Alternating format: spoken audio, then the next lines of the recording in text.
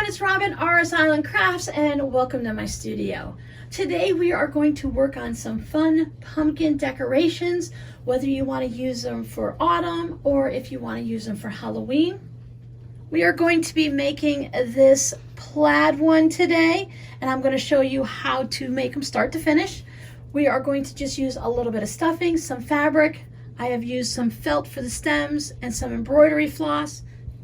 I'm going to show you how to use the embroidery floss to make some sections so that your pumpkin has those little rounded sections like you see in a pumpkin out in the wild. There's a little bit of hand stitching involved in these, but it's not too bad. And you can really whip out dozens of these in no time at all. Let's get started. Now, while these pumpkins have a little bit of hand sewing to them, it's really fairly simple. And if your machine does really long stitches, you might be able to avoid that. My machine doesn't have the extremely long basting type stitches. They just have some that are a little bit shorter. Do a little bit of hand stitching is not too bad, but in the end, we still have to do a little hand stitching around the edge. We'll get to that in a second. I did make a couple test pumpkins just to check out the size and to see how it went. The more you make of something, the better the product gets as you practice more. This little guy, I started out with a piece of fabric that was 8 inches long and 4 inches high. It's a really simple formula for these. Whatever your height is, you just want to double it in the length. Or whatever your length is, you want the height to be half that size. Now I wanted to try a little bit bigger, so this one was 10 inches in length and then 5 inches in height. You can see how he sits in my hand. So for the one that we're doing today, we should go even bigger. It'll be easier to see everything, and we'll have all the different sizes so you can have a good reference of maybe what size you'd like to make for your pumpkins.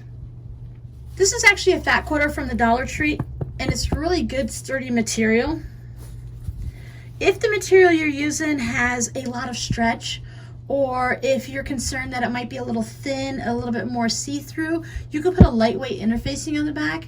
But remember, we are going to be doing some hand stitching, and we're going to be going around the pumpkin with some embroidery floss, and it's going to be going through it a lot by hand. So if you put something heavy duty on there, you're going to have to stitch through it. Just as if you made it out of denim, which you could, but you have to stitch through it at least in some areas.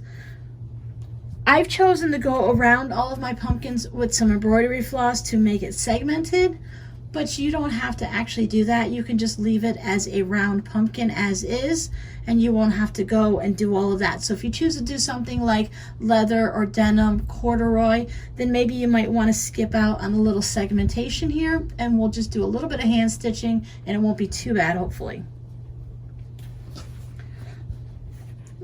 After I have everything cut, I gave it a good press, I'm going to take this to the sewing machine, and I want to put my two short ends together. Now, many times when people are making something like this, they use just a 1/4 inch seam allowance. I like to bump it up to a 3/8 inch. I want to make sure that I don't have to worry about anything fraying. And I also like to drop my stitch length. Normally I sew with a 2.0 stitch length for most everything that I do. I drop down to a 1.6 so that I have a lot of stitches that are really close together. Because as this pumpkin, if it's just sitting there on the table, it's not a big deal. If you're making it for a household that has children into it, they're going to pick it up and play with it. Sometimes the pets will get a hold of it. So you want to make sure it's just going to be a nice sturdy seam. After I stitched mine, I went ahead and I pressed the seam open. But while I was stitching it, I made sure I back stitched at the beginning and at the end, because as we're working with this, we're going to be manipulating a little bit and moving things around. We don't want to have either of these start and stop point of our seams. We don't want it to pop open. Now this pumpkin has an actual scene on it. I made that using this Halloween fabric, so it has a definite top and bottom to it. This plaid here doesn't really matter if I have one way up or one way down, it's all the same. If you have a directional fabric, you want to start by doing your hand stitching at the bottom.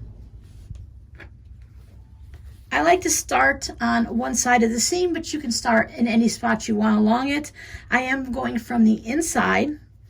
I have a length of, this is just a regular thread that I use in my sewing machine. If you have something that's a little bit more heavy duty, an upholstery thread, hand quilting thread, something that is got a little bit more strength to it. I didn't have a problem pulling on this and gathering my stitches up, but if you find that your thread keeps breaking, then you might want to go to a thicker thread. I tied a knot at the end. I just have a basic sewing needle, a hand sewing needle, and about 1/4 of an inch down from the top. You can mark it if you want, but you can usually eyeball it pretty easily. You just want to make sure that you're not getting so close to the end that the thread could pull through when you're gathering it, and if it frays at all, you want to make sure you're down just a little bit. Now when I'm doing this, I'm not taking, itsy bitsy tiny stitches, and I'm not taking very large stitches. I think they're just about 1/4 of an inch, and I'm just going to go around and gather some up, gather some of the fabric onto my needle. And this is why I have the knot at the end. I'm not going to pull it tight or anything like that. If it gets gathering up a little bit now, it's no big deal. But I'm going to keep working my way around. See, this is pretty simple, non-precise. If you go down a little bit too far one time, you're okay. You just want to try to stay away from that top edge.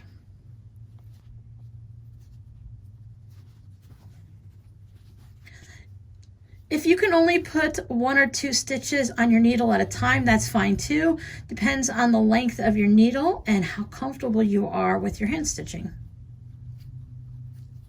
Some machines have, I think it might be called a gathering foot, that would do this for you.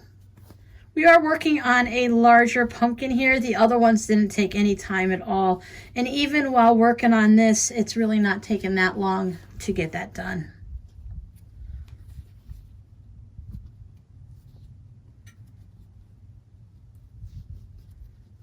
I just end up somewhere close to where I started. Then you can slowly start gathering this up.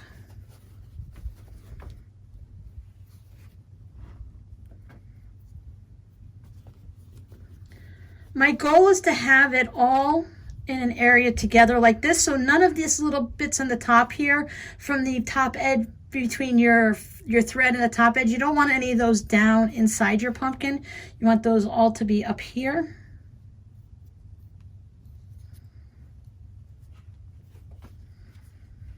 I saw one video where she took this to her sewing machine,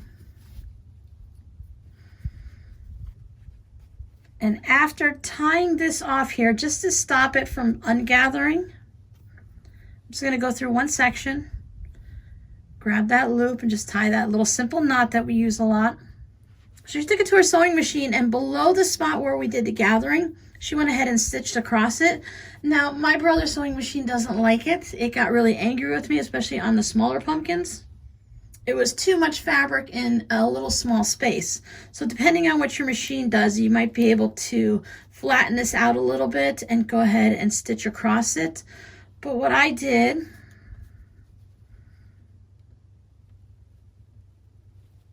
I just want to make sure that this is the bottom of my pumpkin, that everything's going to stay in place, and I don't want anything to pop out.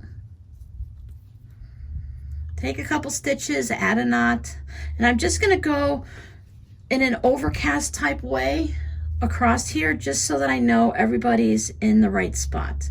Now this has it a little bit flat, especially if you take it to the sewing machine, it's going to make it a little flat, and that's okay. This one I was able to put through the sewing machine a little bit, so it kind of gives it a more of a flat space right there. And I didn't see where that much was a problem, because once we start gathering the edges with the embroidery floss, it kind of changes it. And if you're using it at your top, it's not going to matter then, because we're going to glue our stem on.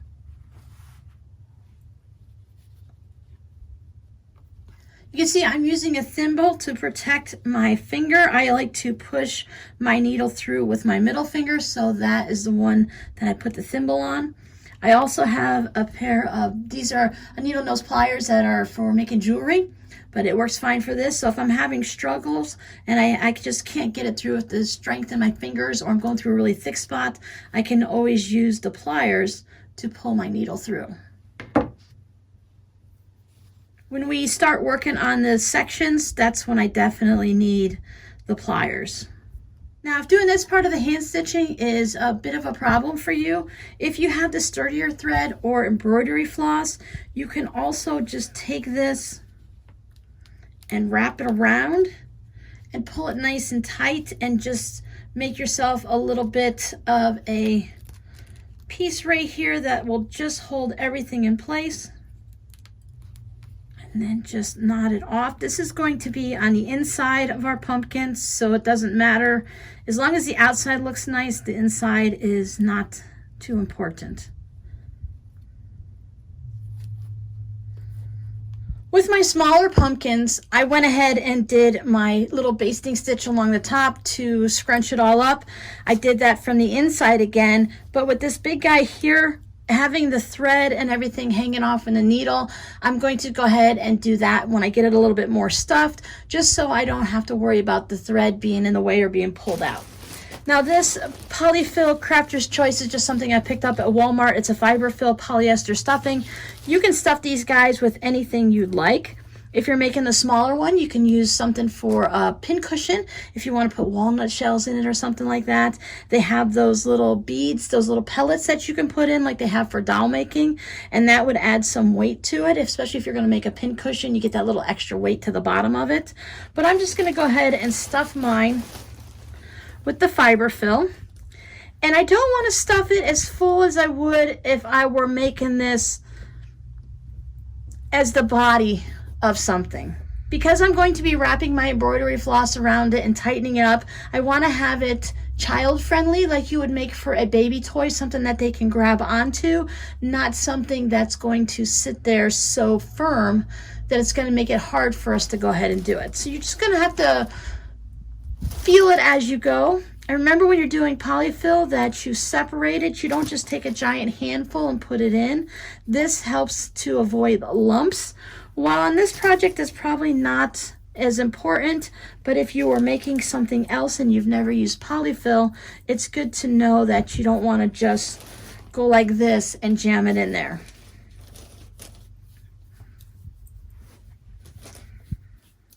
I will go ahead and stuff this guy up. As you see, I'm not just putting the little pieces like this. If I were making the smaller pumpkins, I would use smaller pieces, but I am separating them all out before I put them in there and then put my handful in. That way I'm not sitting here for an hour going like this. I'm not going to worry about this being a stuffed toy and not wanting to have little lumpy legs on it or a lumpy belly.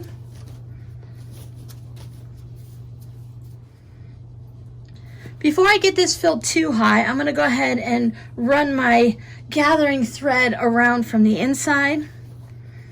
I'm going to start on the inside just like I did before. It was just turned outside, wrong sides out. And I'm going to start in my little seam here. Then I'm going to remember to put a knot at the end so it doesn't just pull all the way through.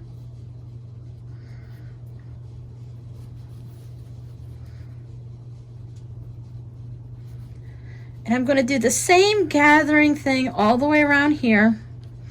If the filling is in the way or you're noticing it's getting in your stitches, you can either scrunch it down or take a little out. I think I'm doing a little bit more of a generous 1/4 inch seam allowance around the top. It's okay. You're better to have it a little bit deeper down than to have it too narrow. Like I said, if your fabric is going to fray or something like that.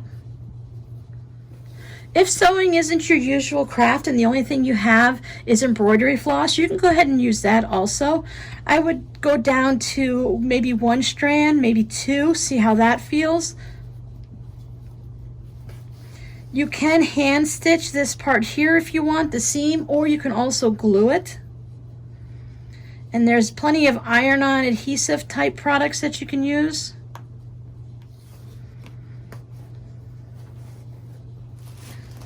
So I'll gather this up just to see how my pumpkin is going to look, because you see it pulls it down a little bit, and I want to see if he's kind of got some empty spots right here, like all of this is empty.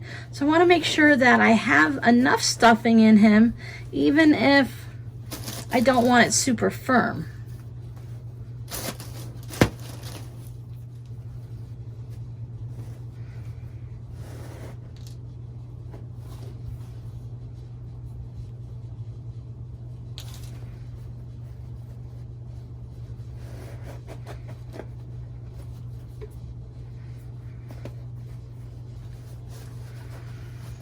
I think that feels pretty good.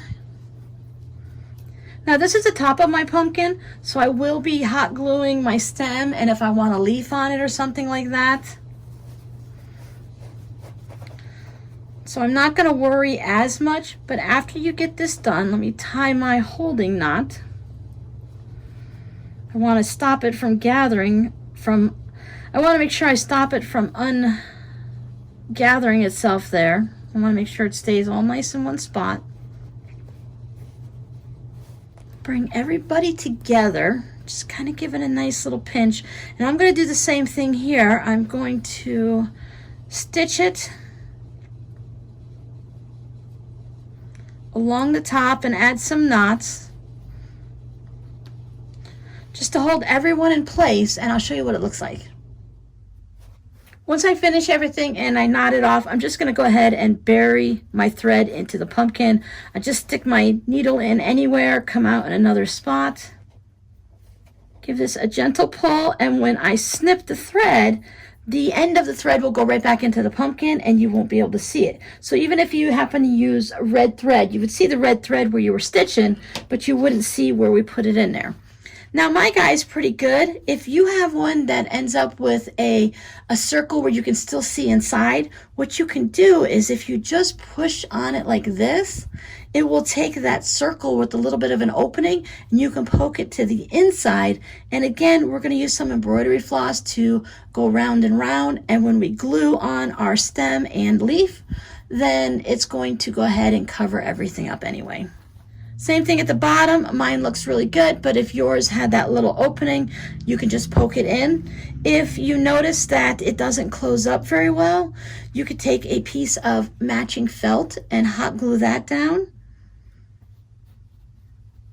Or another piece of this fabric and just put that on there to cover it up, but it's going to be on the bottom, so as long as it doesn't leak any of your filling out, and we're going to be going through it a couple times anyway, well several times with the embroidery floss, so that hole might just close up anyway.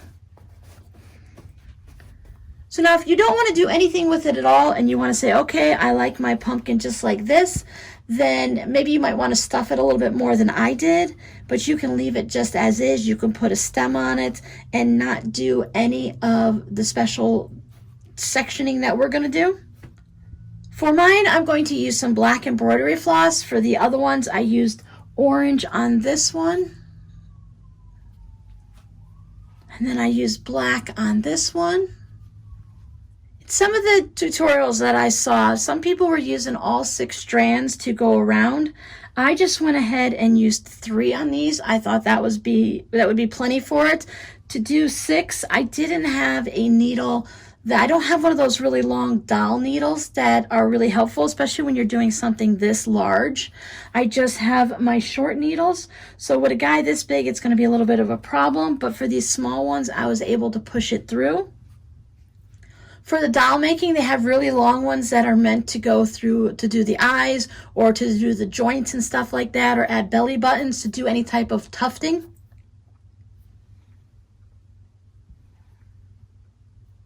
I just have this short little guy.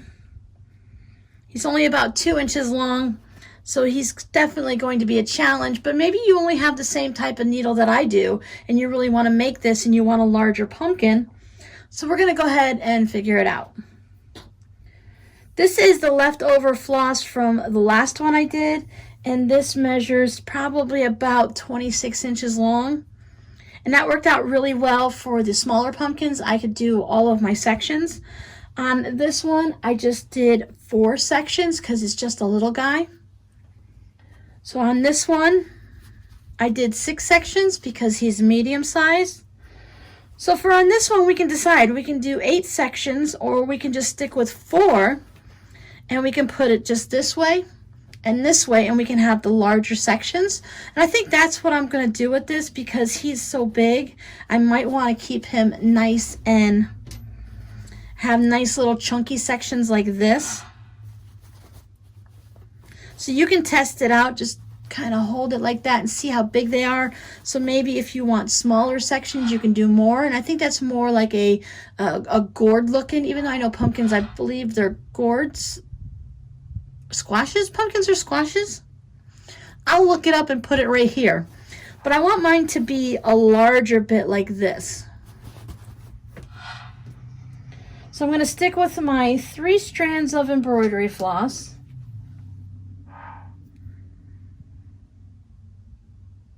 Embroidery floss seems to be the thread of choice that people were using to do this part of it.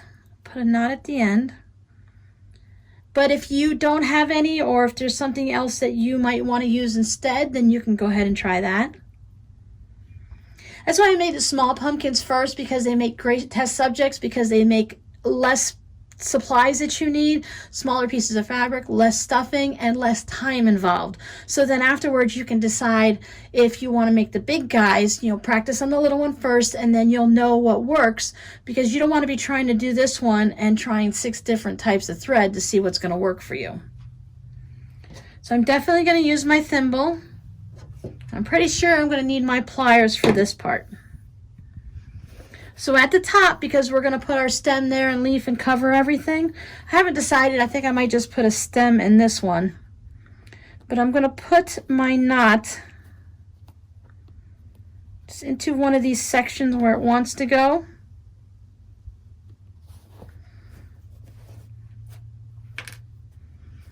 I'm going to take my floss across the pumpkin.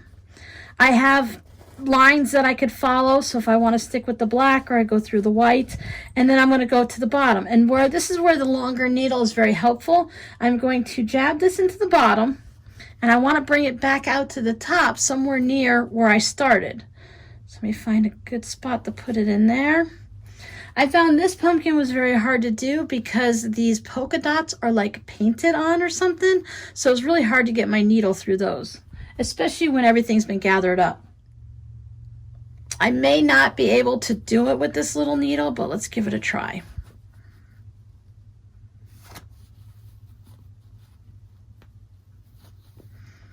Just try to aim up somewhere near that top center. Oh, that wasn't as bad as I thought.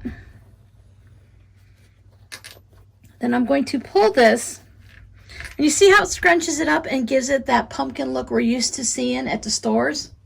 Similar to this guy here, he's all scrunched down. So they start out bigger, and then as you put your threads down this way, it gathers it up and makes it like this. So the bigger the pumpkin, the longer you're going to need for your embroidery floss.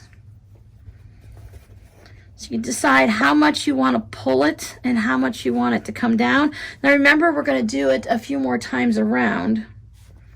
Now my next one is going to go opposite this, but if I let go, he's going to loosen up. So I'm going to put another tacking stitch at the top. Just find a spot to go through. I'm going to go through the black, because black thread, it'll hide it a little better. And then just go through the loop.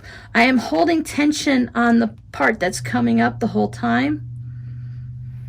It's kind of like tying a bow on a birthday present. You just want to hold everything nice and tight. If you are finding that it keeps coming loose as you're doing it, if you make it extra tight, then as it loosens up, it may go to exactly the way you wanted it. Now you can adjust this if you need to a little bit. Our spot's going to be in the same spot. You're not going to be able to move it all the way over here when you're coming directly across from each other. But you can always move some of your fabric around if you want it to be a little smoother, but it's just going to naturally bunch up and gather under there.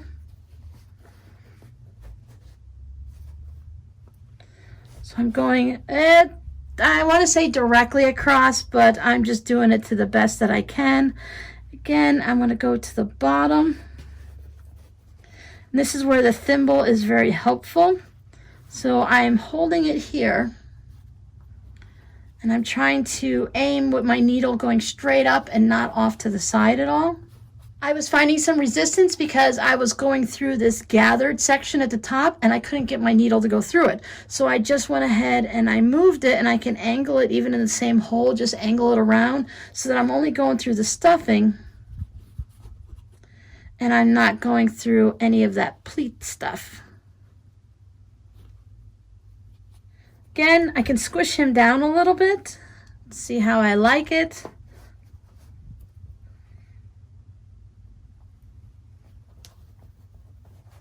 I think this is definitely not necessarily like a rustic project, but I don't feel like everything is absolutely measured and done to perfection, at least not the way I'm making them. Again, the more you make, the smoother things are going to go and the nicer they're going to turn out. Now for this one, I have enough to go and barely go back up through the top. So I'm just going to go ahead and tie another knot and cut this off so that I can have a longer piece, and I can get both rounds at the same time, and I don't have to worry about losing the thread inside the pumpkin.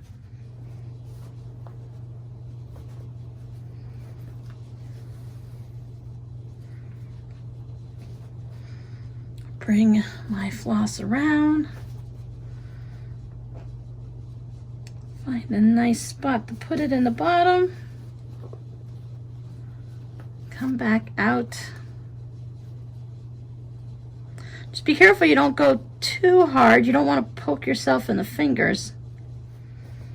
So, and if it's a little hard to pull it out, just grab your pliers or your hemostats. Just pull that out. Again, do the little squishy squish. Find a place to make that little anchoring knot through the loop. And then I'm going to go opposite.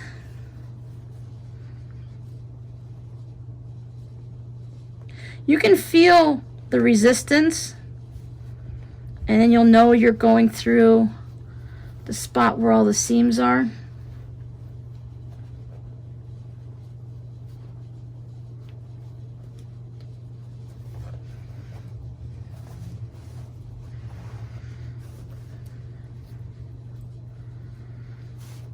A little squish. Hold it tight and tie off your knot. Now, if you notice anything that needs to be neatened up, if you have some of your embroidery floss that's sitting up too high, you can always push it down, or you can tack it down with some stitches of regular thread. But I see that mine looks pretty good. And again, I'm going to put a stem right in this little divot here. You can give them a little bit of a squishy pushy, whatever that needs to be done, kind of adjust it up a little bit. And there we go.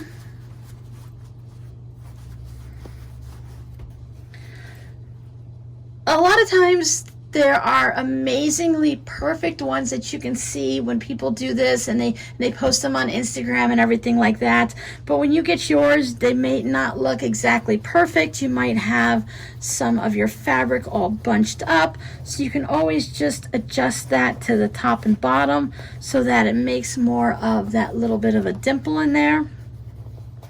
Just tuck that up, tuck that down. If that bothers you, if it looks fine and you enjoy the way your pumpkin looks, then you're good to go. I wouldn't worry about it. It's just hard when you're making stuff for the first time not to compare yourself to the Instagram perfect pictures. And it makes you wonder how many times they had to make them or what they had to do to get it to look so perfect.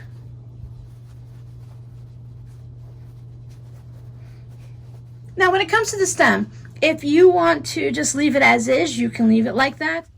I have this crafting felt that's just, it's a little bit, it's thin, but it's a little bit stiffer than some of the other felt like you might get at Michael's or Joann's. Those tend to be a little thicker. I haven't purchased any there in a while, so with everything going on, they may have become a little thinner themselves. So I have this black and I have white, so I can decide if I want a black stem or a white stem, or I can have a black leaf or a white leaf, or I can layer them and have two. Now for mine, I just did like an oblong, like almost like an orange peel type shape to it, just a simple leaf like this. You can make them that are more intricate. They look maybe more like, well, the leaves that you might find on the pumpkins. They tend to look more along the lines of like a maple leaf or something like that. You can sketch something out. You can look online for something to print off. But I think I'm just going to go ahead and I think I'll do two of the leaves. I find it useful for me to just go ahead and sketch something out. I can lay this up here and I can say, well, maybe because my leaf is going to go down there, so maybe I want it to come out maybe about like this. And then when I cut it out of paper, before I cut out my felt, I can get an idea that if this is going to work for my size pumpkin. Because a larger pumpkin, you might want larger leaves on it compared to the smaller one. So when I put it up here, I can see if that's going to be large enough. And if I want to have two, if I put one next to the other, do I want it to hang farther over my pumpkin, or do I want it to just be about like that? And I think that looks pretty good, maybe just a little bit larger. If you want, you can actually go outside and get a leaf and trace that. You can go to the craft store and get an artificial leaf and put it on there instead. That'll work also. So I'm just gonna put this on, leave myself a little room if I wanna make it a little bit larger. It's easier to deal with just a small piece than it is to deal with that whole sheet. I think I want mine to be just a little bit longer, only by about 1/4 of an inch. And I think I want to enlarge it by about 1/4 inch or so around the edge. So I'll just take it, just kind of use that as a guide. Felt, it's notoriously hard to draw on. And whatever you use to draw on it, it's going to stay on there. So let's see if I like it a little bit larger.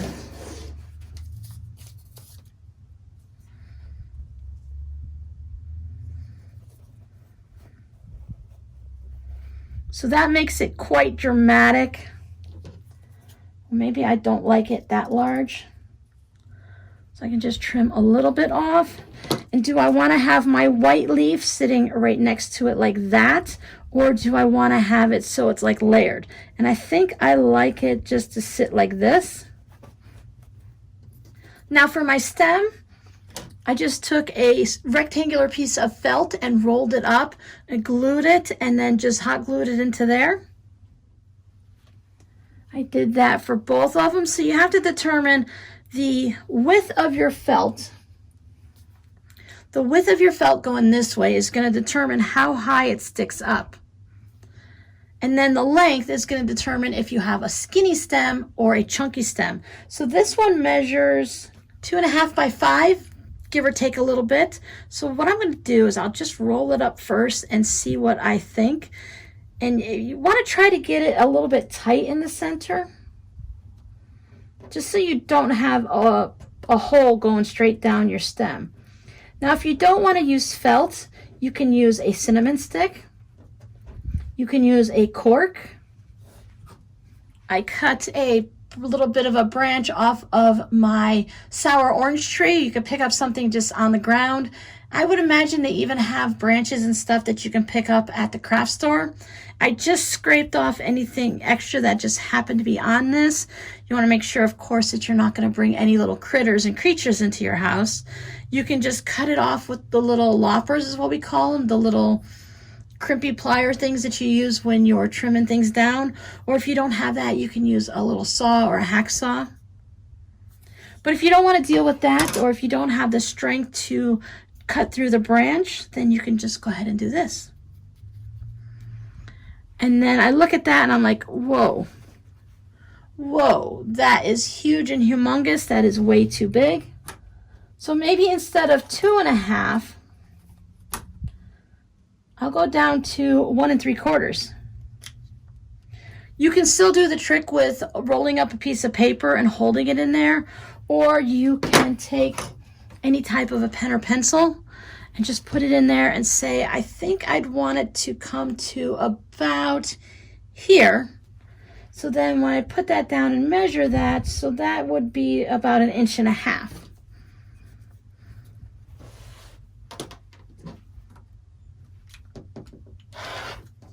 You could roll up some brown craft paper.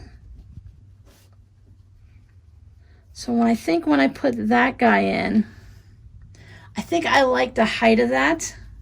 Now I just put the glue at the end, but if you needed to, if you're using something besides hot glue, you could always put it along here. And if you don't want to glue it at all, when you get to this point, you can just take your black thread and stitch it down. Go ahead and bury your knot underneath so it's not seen. And since I have black thread, it's going to be hard for you to see because it's black thread on black. Okay, so here's my little flap. I'm just going to go just barely at the edge of the flap, but just a little bit underneath it. And I'm going to take a stitch, and then I'm just in a way of almost like whip stitching it all along.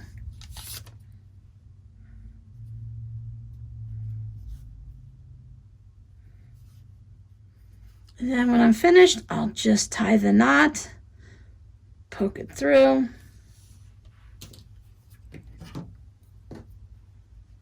and then trim it off.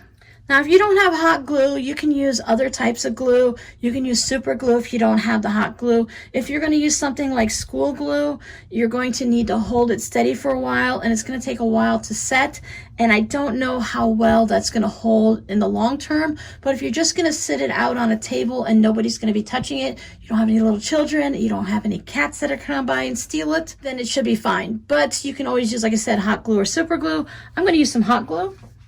You can pick up a hot glue gun at the Dollar Tree. The gun itself is $1, and then you can pick up a package of the glue sticks. For this project, it's not going to matter, but the glue sticks have a bit of a yellow hue to them. So if you were looking to put it down and have it perfectly clear, then these aren't the glue sticks for you. I have an old mat that I cut batting and stuff on, so I just use that, and then after the glue dries, you can just peel it off. But you definitely don't want to put a hot glue gun directly onto your good cutting mat or your good table. Now for my leaves, I want to put them down like that. So I'm going to put a hot glue right here. Do the little hot glue gun swirl. Remember, it's called hot glue for a reason. If you get it on your skin, it's going to be very hot. So if you're doing this project with small children, it might be something that you want to do. Now for my stem, same thing. I could put the glue right there, or I could put the glue on the stem.